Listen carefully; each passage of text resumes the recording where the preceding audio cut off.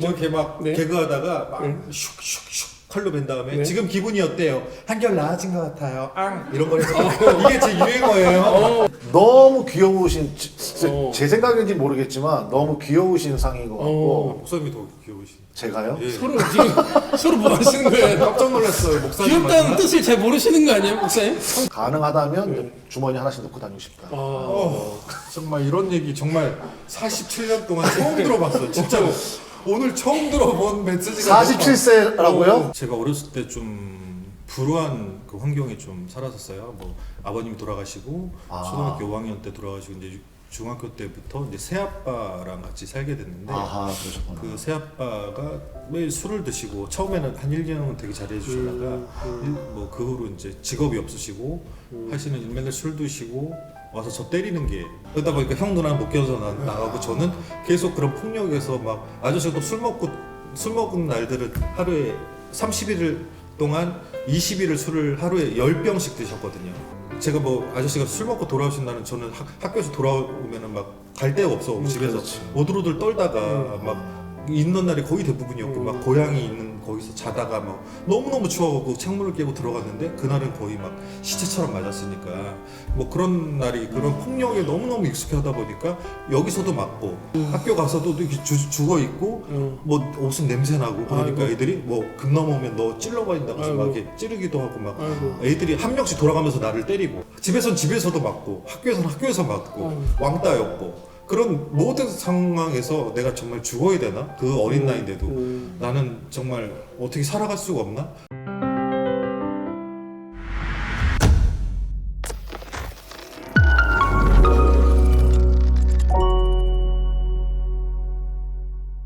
그러니까 지금 말씀을 들으면서 지금 아마 다른 분들 다 놀라셨을 것 같은데.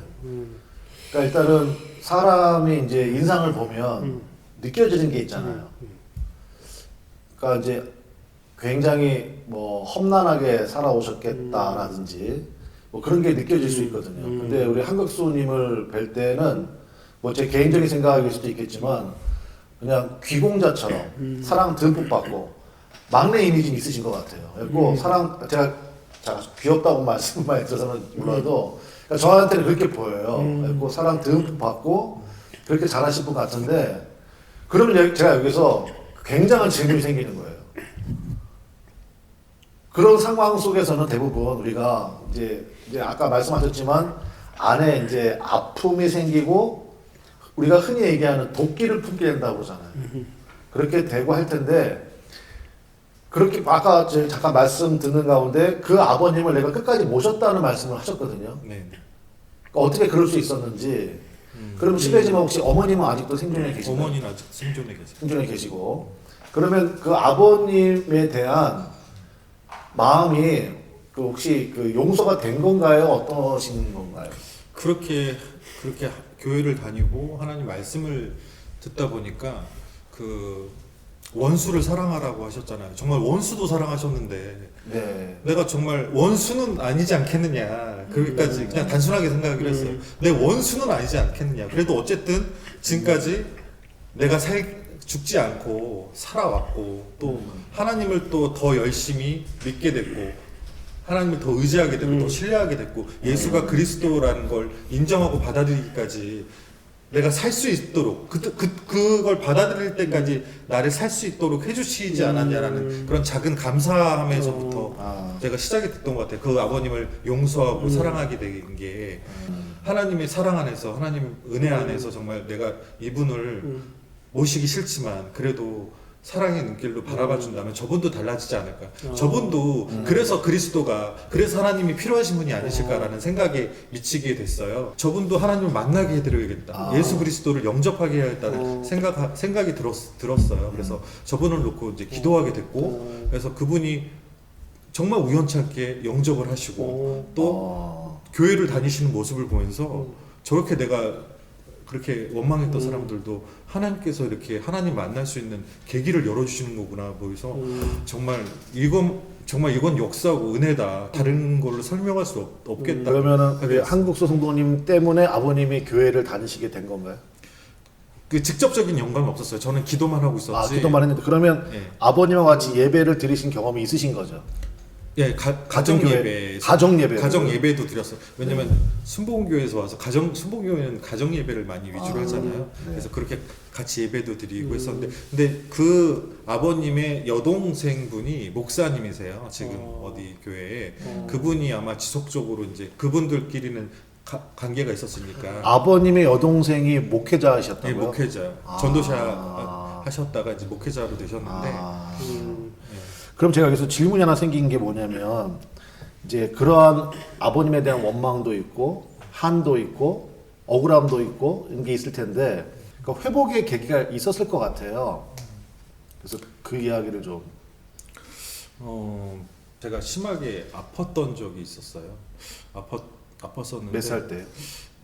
고등학교 때 한 번 있었고요. 성인이 돼서 한 번 그런 어떤 뭐 몸에 안 좋은 좀 병이 좀 있었었는데 그게 이제 치료할 수 없는 어떤 뭐 유전적인 약간 병이 좀 있었는 걸 제가 알게 됐어요. 그래서 하나님이 왜 나한테 이런 병을 주시지? 왜 내가 그런 병에 걸려야 되지?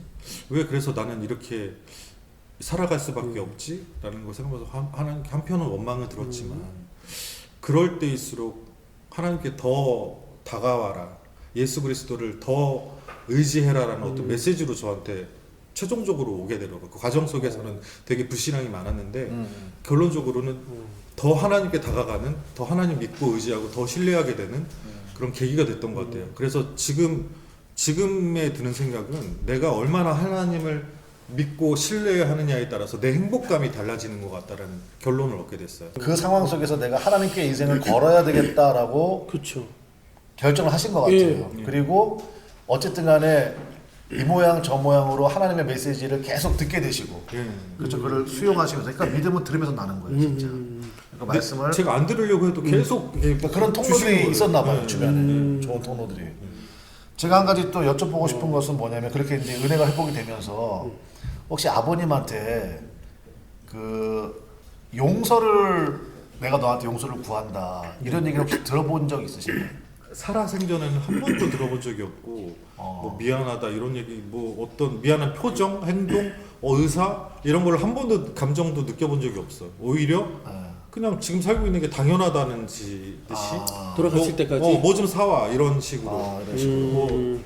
마지막까지 뭐 오늘 뭐 치킨이 먹고 싶다 하시더라고. 그래서 내가 치킨을 그럼 뭐 치킨 사다 드릴까 해서 치킨을 사드렸는데 이제 제가 집을 못 들어갔었어요. 그 돌아가시기 며칠 전부터. 근데 마지막 통화를 하니까 뭐 엄마가 받더라고. 엄마 맛있게 치킨 드셔서 그랬더니 아저씨는 어떻게 맛있게 드셨대? 근데 뒤에서 맛있게 먹었어. 그 소리가 마지막 음성이었어요. 그리고 다음 날 치킨을 드시고 돌아가신 거예요. 장례식 할 때도 안 가려고 그랬지.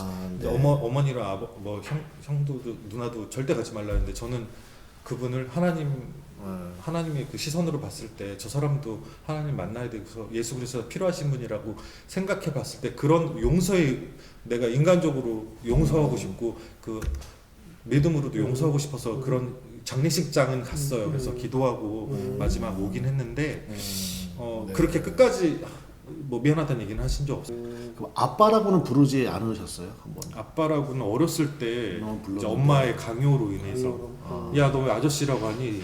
아빠라고 불러 이렇게 하는 바람에 이제 아빠라고 불렀는데 그렇게 아빠로 인정이 안 되는 분을 왜 아빠로 불러야 되나 생각이 들어서 아저씨라고 많이 부르거나 아예 안 부르는 경우가 많았죠.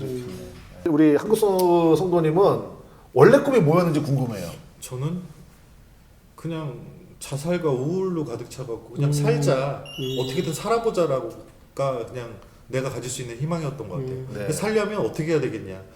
지금 있는 환경을 좀 바꿔보자라는 생각이 들었고 뭐 영업을 뛰기 시작했고 영업을 하다 보니까 뭐 아주머니들한테 뭐 수입 냄비 뭐 이런 거 파는 그런 영업직이었거든. 그러다 보니까 성격이 조금씩 달라지더라고요. 말을 많이 하다 보니까 실적으로만 해야 되니까 어떻게든 막 팔아보려고 하고 막 말을 많이 하게 되고 엄마 막 애교도 떨어오고 막 집도 찾아가서 막 커피 한 잔 먹고 막 이렇게 이러다 보니까 사교성이라 그러나 그게 좀 생기더라고요. 그래서 그 전에는 막 땅만 보고 다녔는데 그렇게 얼굴을 쳐다볼 수 있는 계기가 됐던 것 같아요. 그 전에는 막 땅만 보고 다녔거든요. 사람들하고도 안 맞추려고 말도 안 하고 물러나고. 근데 그렇게 하면서 내 성격이 바꿔지고 아 이렇게 재밌게 살 수 있는데 내가 왜 이렇게 어눌하게 살았지? 우울하게 살았지?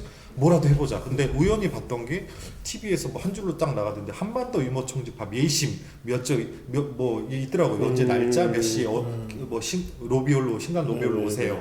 뭐 예선 통과하면 뭐 어쩌고저쩌고 써 있더라고요. 그래서 그냥 저런 거나 한번 해볼까? 그래서 그게 발달이 돼서 예심을 봤는데 또 합격이 돼서 방송을 하는 거예요. 네.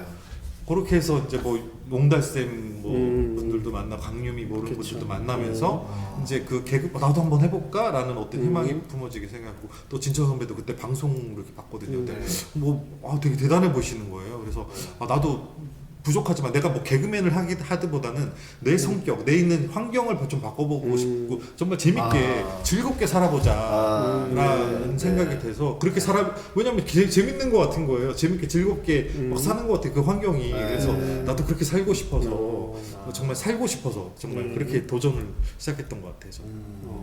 죄송합니다. 목사님 해보라는 얘기는 못 들어보셨어요? 처음 들어. 전 목사님한테 진짜로 47년 동안 못 들었던 거로 오늘 무슨 뭐 종합 선물 세트처럼 처음 받은 듣는 거 말이 많네요. 귀여워요. 뭐 그러니까 기공자처럼 주머니에 넣고 다니고 싶다. 이거 어서 듣도 보도 동안이에요. 왜냐면 한 번도 못 들었던 얘기를 뭐 여자가 해준 적도 없고 무슨 이게 방송용인지 무슨 이게 아무튼 준비된 어디 대본 있는 것도 아니고 진심만 얘기하는 그래서 분인데 그냥 이런 말을 처음 들으니까 저한테도 이런 얘기 한 적 없어요. 아 그래요? 네. 워낙 기본이 되시니까 아니 너무 부럽네요. 하던 거나 잘해요. 질투나네. 근데 그런 얘기 들어본 적 없으시고요. 네, 한 번도. 그러면 내가 아까 이제 말씀하셨는데 그 전도를 좀 많이 해보셨나요? 전도는요, 뭐 노방전도 저는 이제 연극부에 있었어요. 교회에서 연극 뭐 코미디 부장 뭐 이런 걸 했었어요. 그러면서 거기는 이제 공채 준비를 하는 뭐 그런 모임이었었거든요. 그런 모임을 통해서 야 우리 뭐 연극으로 짜서 우리 전도 한번 해보자. 그래서 영등포역에서 연극을 했었어요. 노방 연극이라 그러죠. 사람들을 막 다 몇십 명씩 끌어모아갖고 교회에서 팀을 마련해가지고 팀을 마련해서 그 연극부가 있었어요. 그래요. 나중에 코미디배로 오긴 했는데 뭐 이렇게 아무튼 아니, 그렇게 난 해서 노방 그런데 보통 찬양을 하지 이렇게 연극하는 것도 연극 공연을 했었어요. 처음 그래서 보네요. 그 사람들이 조명 다 켜놓고 하니까 사람들이 오더라고요. 그래서 거기서 맡은 역할은? 저는 이제 뭐 약간 불량배나 뭐 약간 못살게 구는 막 그런 거 있잖아요. 아, 그래요? 예, 그런 거 있었는데 아무튼 그거에 대해서 막 되게 나도 개그맨 해보고 싶다. 연극 재밌다. 연극도 한번 해보고 싶다. 이런 어떤 소망을 그때부터 품게 됐던 것 같아요. 그래요. 어쨌든 이제 결혼하실 거잖아요. 네, 하나님 준비해 주신 말씀대로 살아야 되면 그렇게 해야 되죠. 아이도 많이 낳고 싶으세요? 네, 아이도 뭐 힘 닿는 데까지 낳고 싶습니다. 어떤 아빠가 되고 싶으세요? 어떤 아빠? 저는 그냥 자녀들이 하나님 말씀 거역하지 않고 순종하는 삶, 항상 모든 만물에 감사할 줄 아는 사람이 되었으면 좋겠습니다. 하나님 말씀을 지키고 순종하는 삶, 그거밖에 바라는 게 없는. 그 내가 말을 더럽게 안 들어.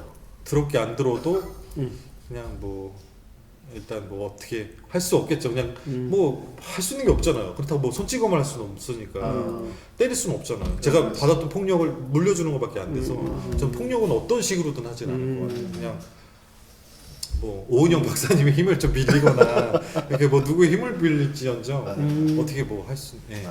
근데 큰 지금 변화가 있어요. 불과 며칠 전에 우리가 이렇게 대화를 할 때는 결혼에 대해서 되게 자신이 없고 누가 나를 결혼할 수 있겠어. 근데 진철 우리 선배님의 말을 듣고 그게 아니구나. 내가 인간인데 왜 하나님의 능력을 내가 평가하느냐. 그 말을 듣고 내가 평가하고 있었구나. 감히 인간의 능력으로 하나님을 평가해? 하나님이 예비하신 자매를 주겠다는데 네가 거역할 수 있어? 이 말을 그때 너무 충격을 받아갖고 내가 내 인간의 잣대로 내가 만날 수 있는 사람들을 제한하고 있었구나. 하나님께서 일방적으로 주시는 거는 아무도 거항할 수 없다. 하나님의 능력을 감히 내 인간으로 인간의 잣대로 음. 폄하하지, 그러니까 낮게 네, 생각하지 네, 네, 말아라라는 네, 네, 얘기를 네. 듣고 그때부터 하나님이 열어주시면 감사함으로 오. 받아들이겠습니다. 이게 되더라고요. 어. 그게 아니었으면 이 메시지가 아니었으면 또 저는 제가 막 뿌듯하네요. 오만했겠죠. 또. 제가 뭐라 그랬거든요. 네. 하나님 과소평가하지 말라고. 왜냐면은 또 뭐 약간 좀 몸도 안 좋고 막 키도 작고 못생기고 뭐 심지어 뭐 재산도 없고 아무것도 없는데 누구 인생을 또 망치려고 내 인생 망가졌으면 됐지 누구 인생 또 망가뜨리려고 내 저 사람을 어떻게 감히 이 생각이 아직도 좀 있어요. 근데 지금은 사귀자 뭐 우리 결혼 한번 해보자 이렇게 할 수 있는데 또 한편으로는 또 그렇게 불신앙이 또 있더라고요. 근데 이제 교회 신앙생활을 오래 하셨으니까 잘 아실 텐데 교회 권사님들이 가만두지 않잖아요.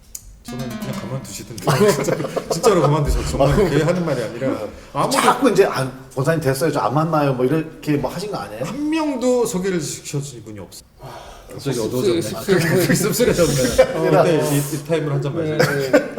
술을 마실 수는 없고. 그러니까 지금 촬영하는 감독님 막 지금 중매가 엄청 들어오고 있거든요. 진짜요? 우리 아, 목사님 일단은 중에서. 저보다는 저기 눈코입 달리셨고 되게 귀여우시잖아요. 일단 저 감독님이야말로 너무 귀여우셔서 이게 많으실 것 같아요. 근데 저분은 진짜 인상이 많이 바뀌었어요. 처음에 올 때는 안 귀여우셨는데 네, 그죠. 아니 무슨 일이 있었던 거예요? 이렇게 하나님 만나면서. 하나님 만남으로써 이렇게 달라지는 할렐루야. 근데 형도 진짜 많이 달라졌어요.